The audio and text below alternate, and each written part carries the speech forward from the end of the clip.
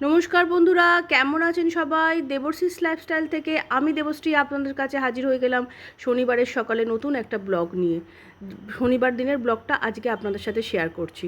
সকাল সকাল স্নান টান সেরে একটু বাগানে গিয়েছিলাম ফুল তুলতে। কি প্রচণ্ড রোদ উঠে গেছে দেখুন, এখন ঘড়িতে বাজে প্রায় ওই 6:30 থেকে 7টা হবে, এর থেকে বেশি না। তাতেই এত প্রচণ্ড রোদ উঠে গেছে, বেশি বেলা হলে না আসতেই পারি না। তখন ফুলগুলো দেখেও এত রোদ, এত কষ্ট হয় যে আমি তুলতেও আসতে পারি না, ওই জন্য সকাল সকালই তুলে নিই। আর আমার সারা দিনটা শুরু হয় সকালবেলায় স্নান করে পুজো করেই, সেই জন্য সকাল সকাল তুলে দিই। আর একটা জিনিস দেখাই, দাঁড়ান, আপনাদের ছাদ থেকে দেখিয়েছি না আমড়া গাছটা, সেই আমড়া গাছে কত আমড়া হয়েছে। যে সকালে দেখছি পাতার মধ্যে থাকে তো বুঝতে পারা যায় না, বেশ বড় বড় হয়ে গেছে। দেখি ভাবছি একটু পেরে নিই। পেরে আজকে তো ভাবছি শনিবার নিরামিষ, যদি পারি একটু চাটনি বানাবো, কিন্তু এখন আম থাকে বলে না আর এগুলো চাটনিগুলো বানানো হয় না। পেরে নিয়ে এসেছি, বেশ সুন্দর হয়েছে দেখুন। এই ছোটো ছোটো আমড়াগুলো সর্ষে বাটা দিয়ে চাটনি করে খেতে ভীষণ ভালো লাগে। চলুন আজকে একটা নতুন রান্না, নতুন না অনেক পুরনো রান্না নতুনভাবে শেয়ার করছি আপনাদের সাথে। সেটা হচ্ছে ধোকার ডালনা। বহু পুরনো নিরামিষ বাঙালির খুব প্রিয় একটা খাবার বলুন। আমাদের এটা তো হয়েই ওঠে না এখন তাড়াহুড়ো করে, অনেকটা সময় সাপেক্ষ করতে হয়, সেই কারণে আজকাল আর হয়ে ওঠে না। আগেকার দিনে মা ঠাকুমারা তো, মা দিদা এরা কত করতো এইসব, এখন তো আমরা করেই উঠতে পারি না। প্রথমে ছোলার ডালটাকে ভিজিয়ে রেখেছিলাম, তারপর এর মধ্যে নুন, চিনি আর হচ্ছে লঙ্কা, কাঁচা লঙ্কা দিয়ে আমি অল্পই দিলাম, বেশি কাঁচা লঙ্কা যে যেরকম ঝাল খাবেন সেরকম দিয়ে দেবেন। বেটে রেখেছি ডালটা, এদিকে একটুখানি লাল শাক ভাজবো, তোমার বাদাম আর পোস্ত দিয়ে, সেটাও ধুয়ে কেটে পরিষ্কার করে রেখেছি। এদিকে ভাতটাও বসিয়ে দিয়েছি, তো এদিকে কড়াতে তেল দিয়ে তার মধ্যে বাদাম দিয়ে দিয়েছি। বাদামটা একটু ভাজা ভাজা হয়ে গেলে পোস্ত দেবো, পোস্ত দিয়ে সামান্য পোস্ত ছড়িয়ে তারপর লাল শাকটা দিয়ে দেবো। আজকের ধোকার ডালনাটা আপনারা দেখুন, ভীষণ ভালো হবে এবং নানা রকম মানে নতুন ট্রিক্স আছে এর মধ্যে, যাতে ধোকা অনেক সময় করতে গেলে ভেঙে যায়, ফেটে যায়, সেটা ফাটবে না। সেটা কিভাবে করছি আপনারা দেখবেন, ভিডিওটা পুরো দেখবেন, স্কিপ করবেন না, তাহলে বুঝতে পারবেন না।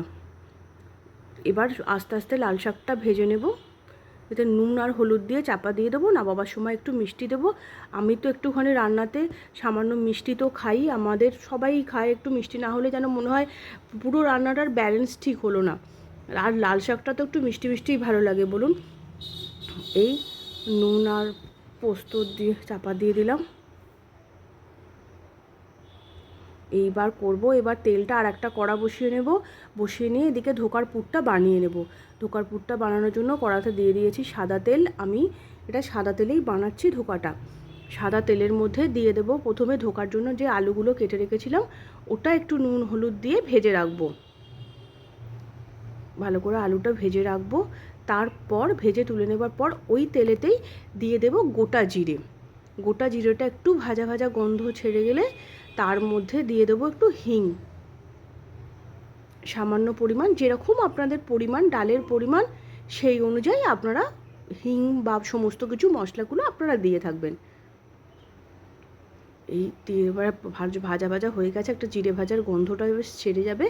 তারপর এর মধ্যে একটু হিং দিয়ে দেব, দিয়ে ডালটা দিয়ে দেব,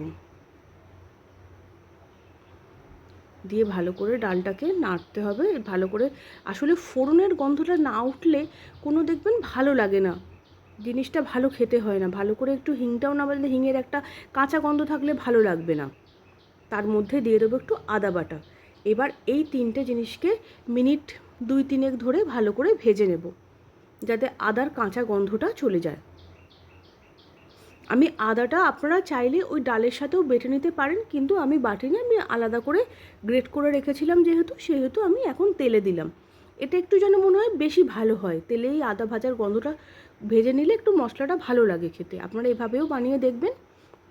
এরপর আমি ওতে ডালটা, যে বাটা ডালটা ছিল দিয়ে দেব। আর একটা জিনিস, অনেক সময় যদি দেখবেন আপনাদের বাইন্ডিংটা ঠিক হচ্ছে না, তখন আপনারা চাইলে একটু ছাতু দিতে পারেন।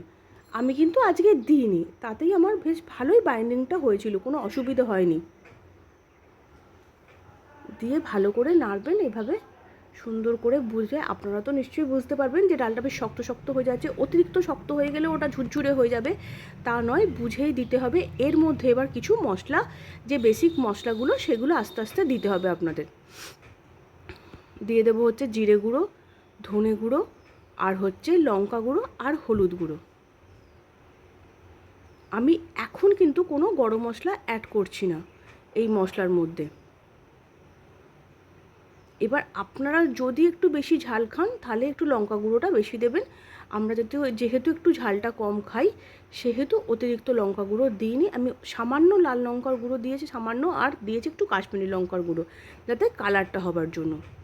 সমস্ত মশলাটাই আপনাদের পরিমাণ অনুযায়ী দিতে হবে, সেটা যার যতটা ডালের পরিমাণ সেই অনুযায়ী মশলাটা দিয়ে দেবেন। দিয়ে এবার ভালো করে এই মশলাটা কষতে মানে ডালের সঙ্গে মিশিয়ে নেবেন।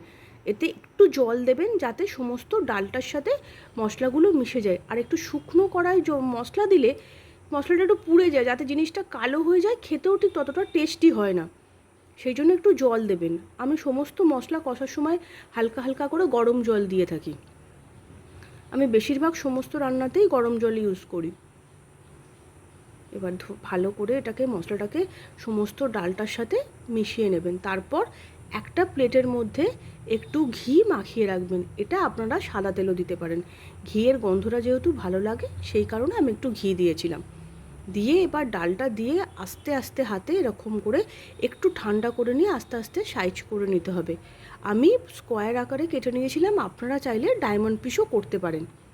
কেন আমার ওই তাড়াহুড়োর মধ্যে, আর সত্যি কথা বলছি আমি খুব ভালো যে ধোকা পারি তা না, করার চেষ্টা করার চেষ্টা করছি, সেহেতু আমি অত ডায়মন্ড শেপ টেপ করলাম না, প্লেন আমি একদম ঘরোয়াভাবেই করছি, ঘরোয়া একটা শেপ করে নিয়েছি।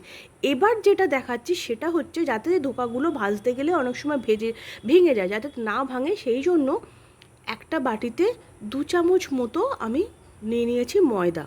নিয়ে ভালো করে জল দিয়ে গুলে নেব, পাতলা গুলবেন, মোটা নয় কিন্তু পাতলা করে গুলে নেবেন, যাতে ওই ধোকার গায়ে লেগে থাকবেই না, আপনারা বুঝতেই পারবেন না খাবার সময় যে ধোকার গায়ে লেগে রয়েছে বলে।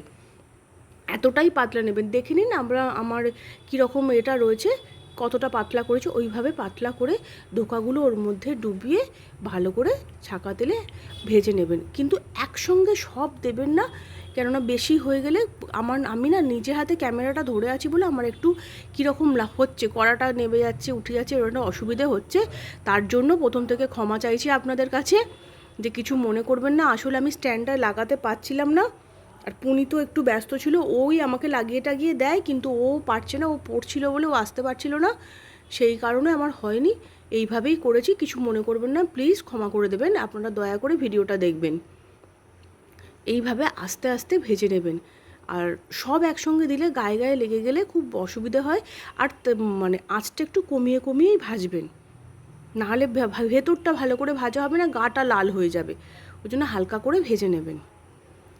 এইভাবে আমি সমস্ত ধোকাগুলো একটা একটা করে ভেজে নিলাম, ওই 4টে করে, আমার খুব বেশি তো করিও নি, আমি আর আপনাদের দাদা দুজনেই খাই, কেননা পুনিতে সব খায় না। আমি সমস্ত মশলাগুলো একটা জায়গায় খুলে রেখেছি।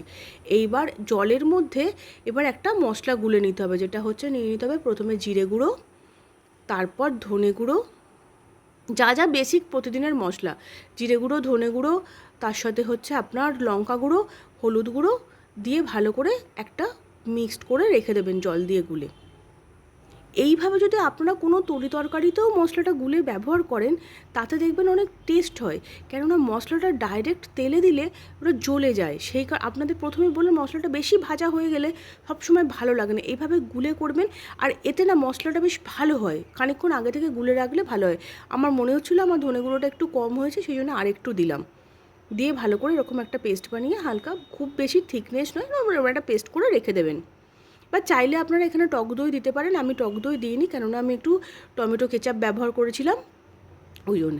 এবার ওই ধোকাগুলো ভেজে নিয়ে ওই তেলেতেই দিয়ে দিলাম জিরে ফোড়ন, আর তার সঙ্গে দিয়ে দেবো তেজপাতা। দিয়ে এটা একটা তেজপাতা আর জিরেটা বেশ ফোড়নের গন্ধ উঠলে তার মধ্যে দিয়ে দিলাম হালকা করে একটু হিং, কেননা আগে থেকেই ধোকাতে হিং দেওয়া ছিল, অতিরিক্ত আবার হিঙের গন্ধ ভালো লাগবে না, খুব অল্প সামান্য একটু দিলাম। নিরামিষ রান্নায় হিং দিলে ভীষণ ভালো লাগে, যেরকম ধরুন ঠাকুরের যে বলির মাংস, সেটাও তো আমরা পেঁয়াজ রসুন ছাড়া যখন করি হিং দিয়ে করলে বেশ ভালো হয়। এবার এটাতে দিয়ে দিলাম আদা বাটা।